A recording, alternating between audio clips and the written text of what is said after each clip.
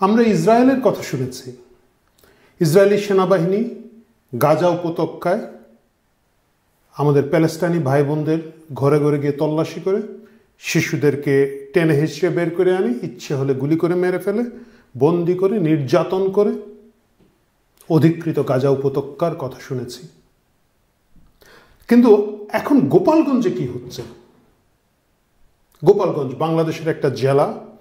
এই জেলাটি আপনারা যখন এই ভিডিওটি দেখছেন গত 5 দিন ধরে সেখানে কারফিউ জারি করে রাখা হয়েছে। সমকাল পত্রিকা জানাচ্ছে শিশু, কিশোর, আবাল, বৃদ্ধ, বনিতাকে গণহারে গ্রেফতার করা হচ্ছে। গোপালগঞ্জ কারাগারে জায়গা হচ্ছে না বলে পাশের দুটো জেলার কারাগারে তাদেরকে বন্দি করে রাখা হচ্ছে। এই প্রথমবারের মতো আমরা দেখলাম পুলিশ, র্যাব, সেনাবাহিনী, বিজিবির পাশাপাশি কোস্টগার্ড মোতায়েন করা হয়েছে গোপালগঞ্জের জন্য।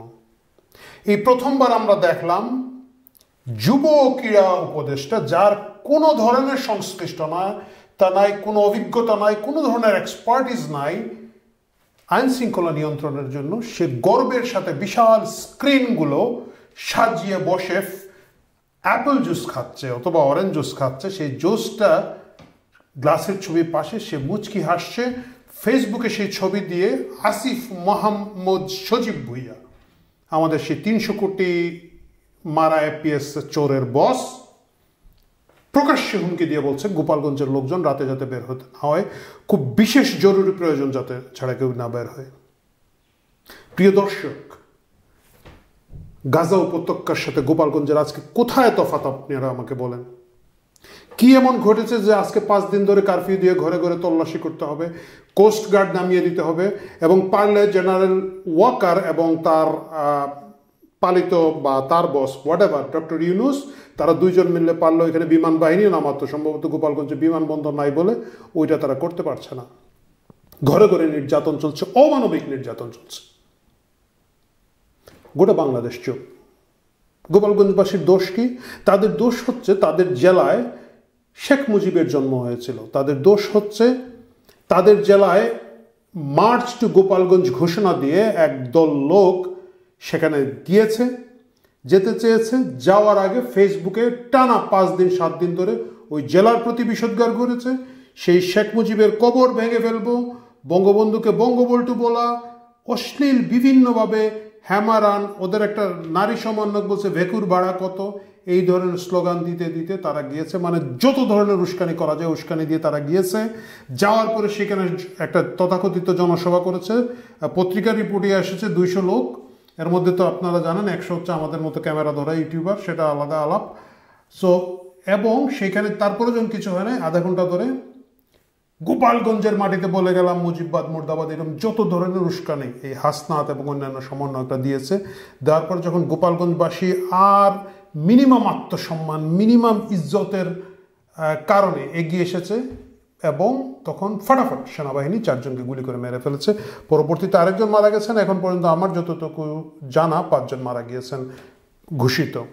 বিভিন্ন অঘোষিত সূত্র বলছে মৃতের সংখ্যা আরও বেশি হতে পারে। এই যারা মারা গিয়েছে পত্রিকায় এসেছে, আমার কথা নয়, তারা চেষ্টা করেছিলেন তাদের এই মৃতদেহগুলো পোস্টমর্টেম করতে, যাতে মামলায় ভবিষ্যতে সুবিধা হয়। পোস্টমর্টেম করতে দেয় নাই সরকার। শুধু তাই নয়, এসেছে চাপ প্রয়োগ করে এদেরকে কবর দিতে বাধ্য করা হয়েছে। জানাজার সুযোগ দেওয়া হয় নাই, জানাজা করতে দেওয়া হয় নাই, জানাজার প্রেশার দেওয়া হয়েছে। একজন শহীদের বাবা আমি দেখলাম বলেছেন যে আমি আমার ছেলেকে শহীদ হিসেবে শহীদের কাপড়ে কাফন ছাড়াই দাফন করে দিয়েছে। গোপালগঞ্জ মরছে, গোপালগঞ্জের মানুষ মারা যাচ্ছে, কারণ কি? তাদের কি অপরাধ? তারা তো ঢাকা শহরে এসে আক্রমণ করে নাই, তারা তো মার্চ ফর যমুনা করে নাই, তারা তো মার্চ ফর কচুক্ষেত করে নাই। কেন তাদের উপরে এই আক্রোশ? কেন ডক্টর ইউনুস, জেনারেল ওয়াকার, কেন আসিফ মাহমুদ সজীব ভুইয়া, তাদের প্রত্যেকের সেই আক্রোশ? কেন জেনারেল ওয়াকাসের 2 পালিত পুত্রকে এপিসি না কি যেন একটা দিয়ে তারা ট্যাঙ্কের ভিতরে করে রক্ষা করার পরে এরা বাইরে এসে বলছে আমরা আবার যাব, এবং তাদের বাপ ডক্টর মোহাম্মদ ইউনুস এবং তাদের বড় বাপ জেনারেল ওয়াকার, ওরা যেহেতু আবার ঘরে ঘরে যেতে পারে, এই জন্য গোপালগঞ্জকে একেবারে জনশূন্য করে ফেলতে হবে, মাটি রাখতে হবে, মানুষ থাকবে না, পোড়ামাটি নীতি গ্রহণ করতে হবে। ওয়াই? আমি একটা কথা বলতে চাই, এই ঘটনা কিন্তু এই প্রথম না। 1971 সালে জেনারেল ইয়াহিয়া খান, ওয়াকার খানের চেয়েও বড় খান যিনি ছিলেন, জেনারেল ইয়াহিয়া খান বলেছিলেন বাঙালি লাগবে না, মাটি হইলেই চলবে। আজকে জেনারেল ওয়াকার বলছেন গোপালগঞ্জের লোক লাগবে না, মাটি হইলে চলবে। এটা সম্ভব না। ইয়াহিয়া খান পারে নাই, ওয়াকার খান পারবেন না, একের পরিষ্কার কথা পারবেন না। কিন্তু এই যে মানবাধিকারের যে চরম লঙ্ঘন ওইখানে হচ্ছে, শিশুদেরকে ধরে কারাগারে ধরে রাখা হচ্ছে, দিনের পর দিন কারফিউ দিয়ে সেখানকার ইকোনমি ধ্বংস করে ফেলা হচ্ছে, লোকজনকে বেরোতে দেওয়া হচ্ছে না। এবং আপনারা পত্রিকাগুলোতে দেখবেন সাধারণ ব্রেড ফ্যাক্টরির একটা কর্মচারী বেরিয়ে গেছে, তাকে ধরে ফেলা হচ্ছে। একটা বাচ্চা কোলে নিয়ে ওষুধ আনতে গিয়েছে একটা লোক, বাচ্চা সহ তাকে গ্রেফতার করে ফেলছে সেনাবাহিনী ওইখানের মধ্যে। এই যে নির্যাতন, 1971-এর মতো নির্যাতন, এই যে নির্যাতন, গাজা উপত্যকার মতো নির্যাতন, এই নির্যাতন একদিন শেষ হবে। এবং যেদিন শেষ হবে সেদিন কিন্তু ভিন্ন একটা জায়গা তৈরি হবে।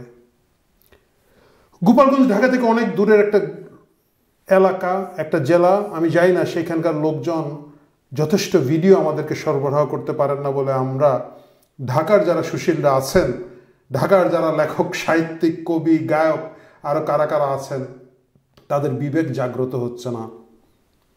তারা এটা নিয়ে কথা বলছেন না, তারা এটা নিয়ে চুপচাপ আছেন। অথবা হয়তো তারা যথেষ্ট পরিমাণ, গোপালগঞ্জবাসী তো আর ডলার দিতে পারবে না, ডলারের অভাবের কারণেও সেটা হতে পারে, আমি জানি না কি কারণে। কিন্তু প্রিয় দর্শক, আপনারা যারা সাধারণ মানুষ, আমার মতো মানুষ, গোপালগঞ্জ নিয়ে কথা বলুন। গোপালগঞ্জকে রক্ষা করা শুধু গোপালগঞ্জ রক্ষা করা না। আজকে যদি জেনারেল ওয়াকারের এই পালিত পুষ্যরা আহ্লাদ করে আমরা আবার গোপালগঞ্জে যাব, সুতরাং গোপালগঞ্জকে মেরে ফেলতে হবে। গতকালকের ঘটনা চকরিয়াতে ঘটেছে, এরা বাইরে এসে বলবে আমরা আবার চকরিয়া যাব, জেনারেল ওয়াকারকে তখন চকরিয়া সাফ করে দিতে হবে। তারপর তারা থার্ড আর কোন জায়গায় গিয়ে দৌড়ানি খাবে, ধরেন অন্য একটা জেলায়, বলবে এই জেলাকে ক্লিয়ার করে দিতে হবে। বাংলাদেশ ওয়াকার এবং তার পালিত পুত্রদের খেলার জায়গা নয়, সাধারণ মানুষের জায়গা। এই কথাটা যদি বিশ্বাস করুন, কণ্ঠ ছাড়ুন, কথা বলুন, জোরে কথা বলুন। গোপালগঞ্জ শুধু গোপালগঞ্জ নয়, গোপালগঞ্জকে রক্ষা করতে পারলে গোটা বাংলাদেশ রক্ষা পাবে। ভালো থাকুন।